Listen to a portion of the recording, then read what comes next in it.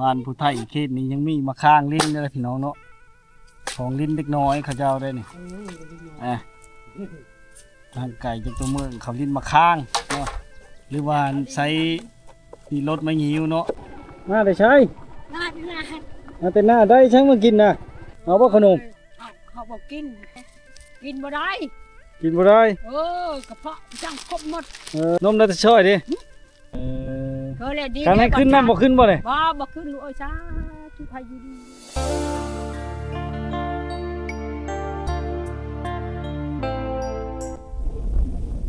ครับทักทายสบายดี FC ทุกคนนะ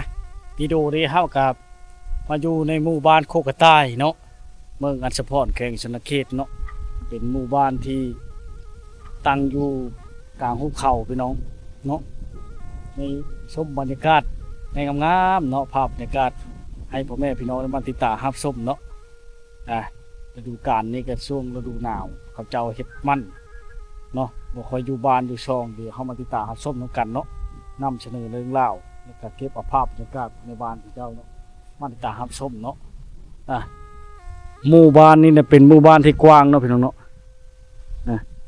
กว้างเลยพี่น้องอันนี้ทางบ้านในเขาเจ้าเนาะบ้านในเขาเจ้าได้พี่น้องเลยเกี่ยวออดพูนติดทางเล็กชิปเนาะลายได้พี่น้องเขาเจ้ากำลังปลูกพักฤดูกาลนี้เนาะปลูกพักจะเชี่ยวอยู่พี่น้องปลูกพักเนาะบ้านนี้ได้ไฟฟ้าเลยเด้อพี่น้องได้ไฟฟ้าแล้วหมู่บ้านนี้เนาะช่วง12 โมงตอนเที่ยงเลยท่านผู้ชมมันก็มาจังเฮ็ดบ่เลิกเฮ็ดเลยเนาะไผก็บ่ชูอยู่เฮิรนอยู่บ้านที่ช่องเลยเนาะ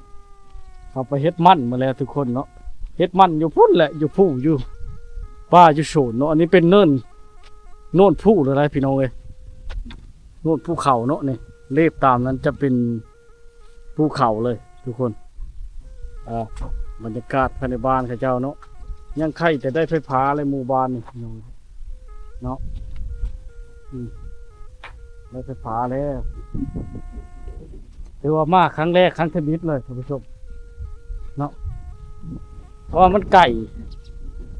เส้นทางเล็กชิปมีในฤดูแล้งมีมาได้สะดวกสบายอยู่พี่น้องแต่ว่ารถใหญ่เขาเจ้าจะลดได้ลงทุกบ้อนเลยขัวเลยเนาะเพราะว่ามันไม้มันเลิศโดะมาแล้วพี่น้อง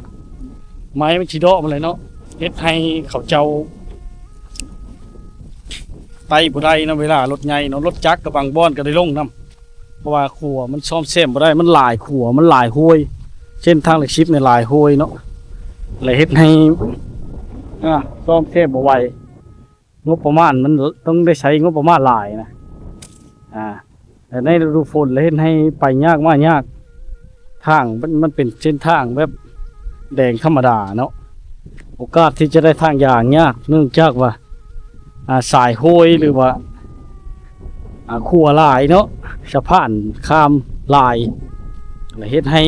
การซ่อมแซมยากเนาะงบประมาณหลายเนาะปลูกผักเนาะบ้านโคกระต่ายแม่นว่าบ้านโคกระต่ายบ่นี่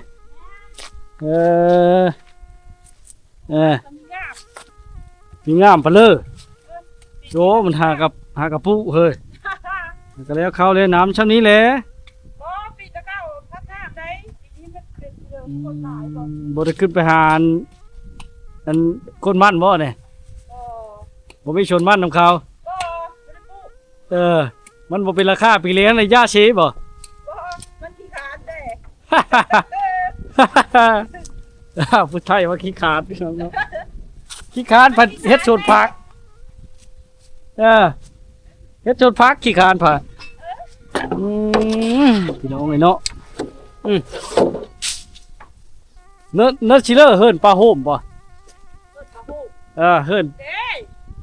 แม่ไตยับไปพูดนี่ป่ะเขาคือจะบริยูเฮิร์นแล้วพี่น้องเล่าแล้วก็มาครั้งทำอิฐเลยนี่บ่เคยมาจากเธอยันก้นมั่นเลยครับว่าก้นมั่นแน่เราคนเท่าแล้วคนลูกเราคนลูกกับคนที่ฐาน มีหยังผักกระตาดเก่าหรือม้างเอาบ่นั่นน่ะว้าพี่น้องดอนอันนี้ฮะที่เฮ็ด 3J 4J อันนี้ดอนปุเบไหมแล้วพี่น้องนี่เนาะยานอันชัดกัดชัดกินมันเนาะก็เฮ็ดให้มันสิเพ่อยู่เนาะเพื่อสิมาฮอนมาถึงโอ้ของลิ้นเล็กน้อยพี่น้องนี่เนาะกระตุกอัน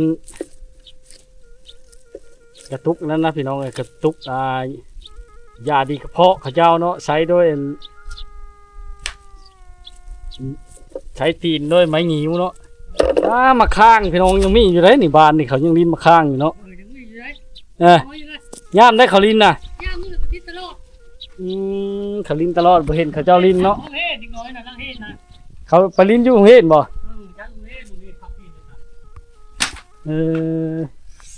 โอ้มีหยังจักยังบ่แล้วบ่นี่เฮ็ดใส่ปากกาดได้เอาตัวเก่านะม้างเลยนะมันหมดการใช้งานแล้วอายุการใช้งานเลยโอ้บ่หุ่มเนาะใครละบ่นี่จะช่วยกันเป็นผู้ผัวเป็นผู้นั่นได้พี่น้องไอ้เนาะจักเตาะสารเมียเป็นผู้เฮ็ดแค่พักนานพักอยู่ในพี่น้องนี่นะบรรยากาศโชว์ลายบ่ค่อยมีผู้อยู่เฮิรนนะเนาะขอบเขตแทนนี่ครับไปเฮ็ดน้ำมันเนาะดังจากแล้วเข้าหน้าปีเลยบ่ได้ขึ้นผู้บ่อย่าว่าขึ้นหาอยู่หากินแทนนั้นได้ว่างๆแล้วขึ้นบ่ได้ขึ้นได้มันบ่ชูมีขึ้นแต่เก่าเลยบ่ชัดชาว่าจริงได้ยุพรามดีบ่ขึ้นเก่าเลยอันโคกกระต่ายนี่มันกระต่ายหลายเนี่ยมันบ่หลายแต่เก่าจะหลายเดี๋ยวนี้มันก็บางไปแล้วเนาะมีกระต่ายมียุผู้ร้ายแล้วตัวใส่ได้ยุแต่ผู้ร้ายเก่าจะหลายแถวที่กระเพาะน้ำได้เก่าจะได้เอาได้กระเพาะน้ำเอาละมาปัจจุบันนี่ก็โยเนาะหมดแล้วมันแปดเลยเนาะคนพลายคนหลายนี่จะตอนเพื่อนว่าโคกกระต่ายนั่นแหละแถวนี้โคกกระต่ายก็เห็นถ้าขึ้นกับกระเพาะน้ำรัดนั่นทึ่งเลยกระต่ายนะหลายเนาะมีอยู่แถวผู้แถวทุนเก่าไปใกล้กว้างเนาะบ้านเจ้าในจักหลังคาโง่ไหมครับ8-90ไปไหนอันทางนอกอันใดทางนอกทางในนะ8-90หลังคาเนาะคือได้ตัวขึ้นมา100ป่ายบ่ได้คะแนนบ่ได้หลาย2ก็ชาแล้วชามันกว้างไปเลยนะขึ้นมา100ป่ายบ่ได้เฮาแน่มึงโอ้90ค่าแล้วว่าก็เก็บเงินนะแฮอด100ป่ายชุดอยู่นี่แหละบ้านผู้ไทยเฮานี่เนาะไปนี่บ้านละถึงเนาะดกขวางบ่ไปพุ่นนะไปพุ่นหนึ่งสามเกิงแมวผู้ไทยทางนี้นะครับยับลูกพีแม่นถือว่าชุดอยู่นี่นะผู้ไทยอันนี้เนาะบ้านกวางก็ผู้ไทยแถวเมืองคำแก้วกับนั้นเราเทิงรัดไปใช้บัวทองนี่พาไปแล้วเฉพาะอันรัดใช้บัวทองนี่รัดในดงสาดนะมันชอดกระโตเมืองใช้บัวทองคุณบ่นะชอดแหละชอดไปเมืองแค่2 โลเด้อคิดว่าทางคักได้เขาเฮ็ดใหม่นี่น่ะลัดแถวนาพอนาพร้าวน่ะบ่ได้บ่แถวนั้นน่ะได้คือกันบ้านนาพร้าวหรือว่าบ้านนี่ฉันใช้ท่อแล้วก็เจ้าก็มีทางแยกกันก็ทางดำก็ซ่อนนาพร้าวเลยไปทางเลยทางดำนั่นบ่ทางดำนั่นนู่นเลยก็ไปนาพร้าวเลยบ้านนาพร้าวแล้วถ้าเขาเอาเว่ไปเมื่อทางนี้ก็ได้วันนี้ยินเขาเว้าอยู่แม่นมาทางนั้นจะว่าดีกว่ามาทางนี้ทางเอาย่างเนาะแม่นเอามาได้ใช้ไม้พุ่งนี่นะไม่พางได้ไม้พางเนี่ยเอามาได้ใช้อยู่ผู้ตัดแล้วก็แก้เชื้อรถไถมาบ่เป๊ะเอา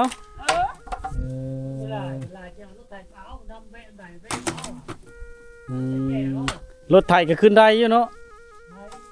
เป็นเพิ่มหมดปุ๊บทางมันมีทางขึ้นอยู่เนาะใส่ไม้จากฟ้าเป็นไม้พางนี่เนาะบ้านเนี่ยโอ้ยมาเอาได้กี่ไรได้เอาฟังไหม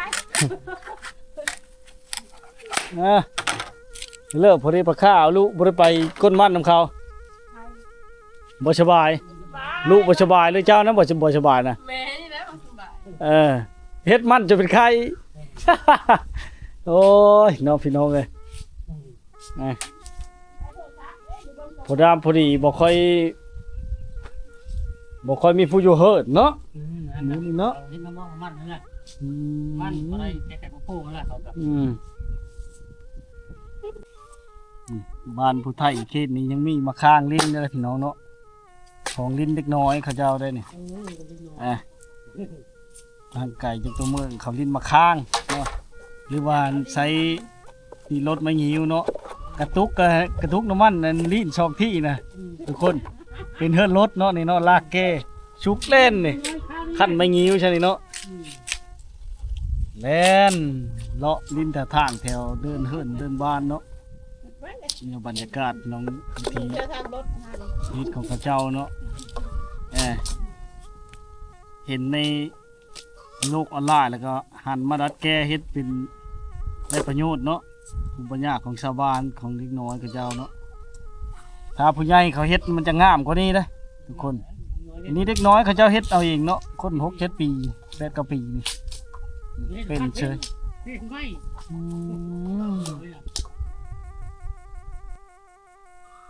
หมู่บ้านนี่ก็งามได้พี่น้องเนาะมีวิวธรรมชาติที่สวยงามเนาะได้ทุกคนเลยนี่เนาะโอ้ดินบล็อกเขาเจ้าก็ถือว่ามีได้แถวนี้กับพี่น้องเลยนี่ฮั่นมาทักทายแล้วพี่น้องเลยเนาะเป็นหมู่บ้านหลังนี้หลังเล็กๆเนาะพี่น้องเนาะเริ่มสร้างศาลแล้วนี่เช่าเขาเจ้ากะเกี่ยมมาไว้เลยเนาะเริ่มสร้างบ้านใหม่เลยพี่น้องเนาะช่วงหลายนี่เยอะมดไปเลยทุกคนบ่ยกมีให้เห็นเลยหลังคาที่มุ่งเป็นแป้นไม้แดงไม้เปิดเนาะไม้ดูในสมัยตะกี้เนาะทีนี้จะมดไปแล้วพี่น้อง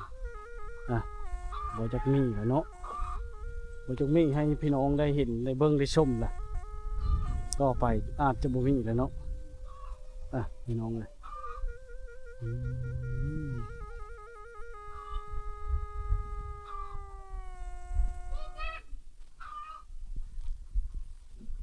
ได้ยินแต่เสียงไก่กระตาก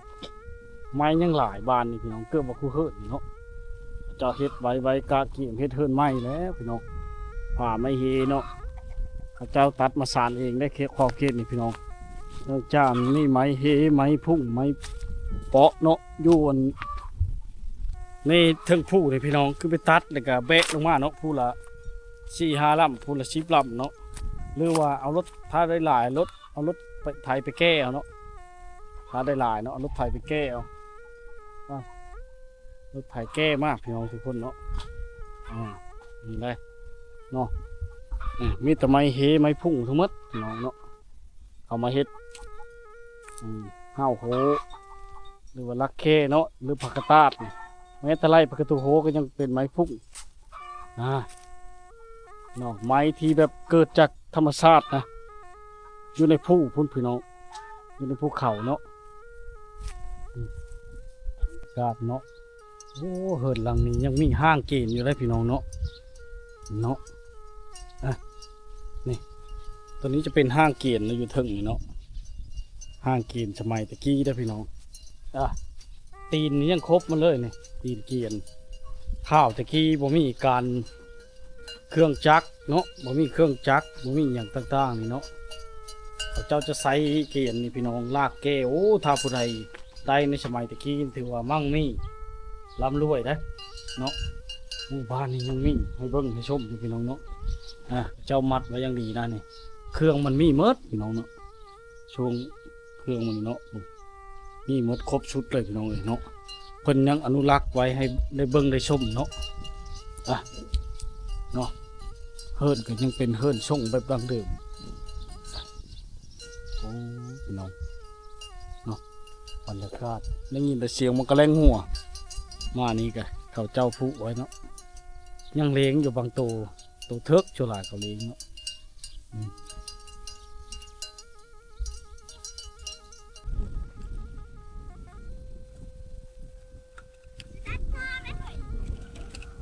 บ้านชนบทมันคือไปเห็นเลยพี่น้องเนาะ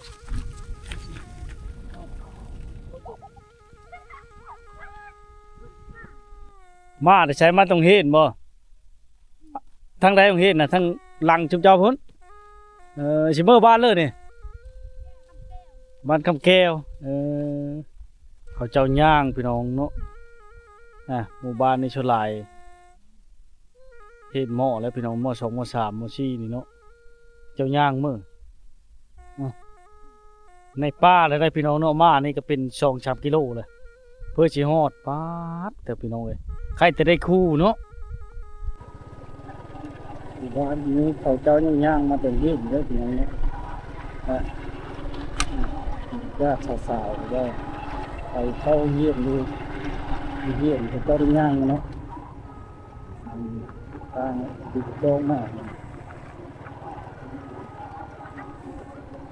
สวัสดีพี่ชอบ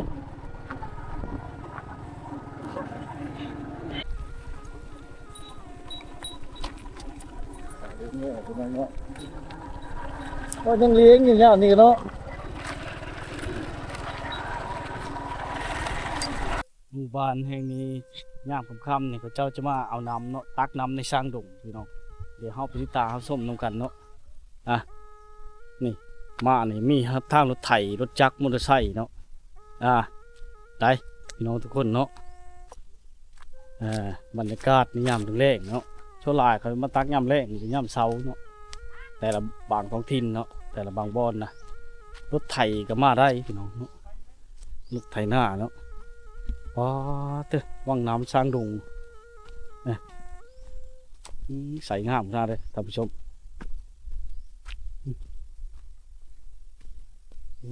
ใส่รถไถหน้าเลยเนาะมาแก้วเป็นคันรถทุกคน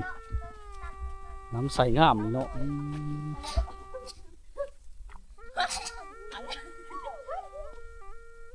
เฮ็ดแพ้ใช่ไหมน่ะ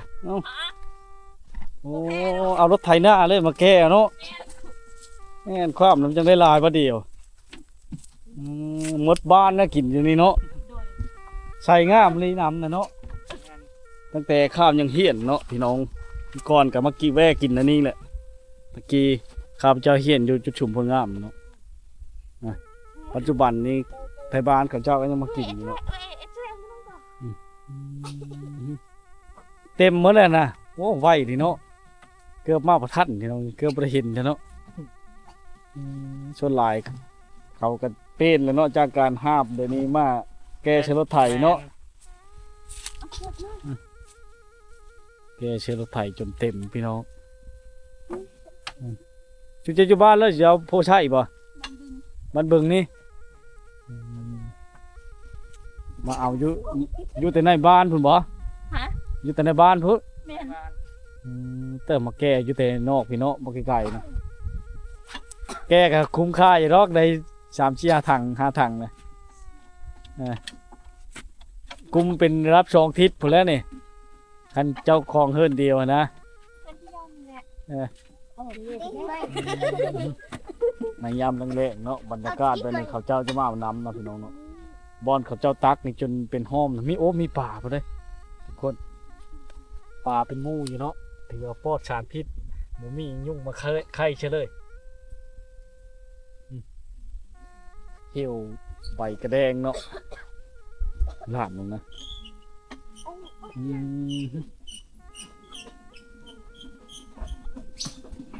อยู่ในป่าเนาะป่าเลยพี่น้องใช่เต็มคันรถไถเนาะเมื่อ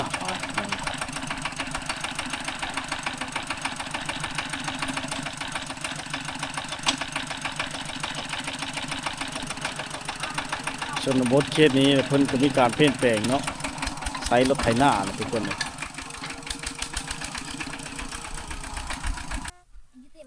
บรรยากาศน้ำแรงในชนบทพี่น้องเนาะเจ้าเตะบานลิน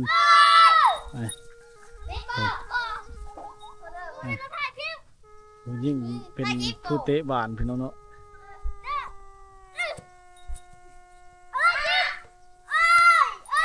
ครับมีโกนและผู้ชาประตูเนาะผู้ยิ่ง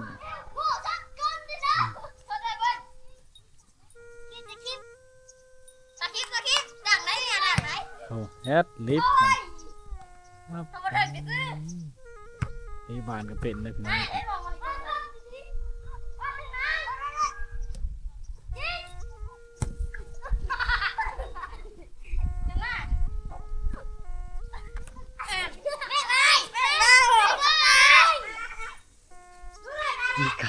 พี่น้องเนาะ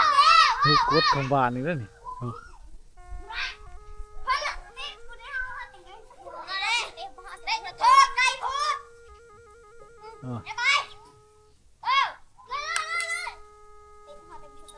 อ๋อมีการเต้นนะครับอีกแล้วพี่น้องเนาะโอ้ นี่แหละเนาะในชนบททำนี่ก็เป็นเดินบานได้น้องประมาณ10 คุณสาวเนาะ15 คุณสาว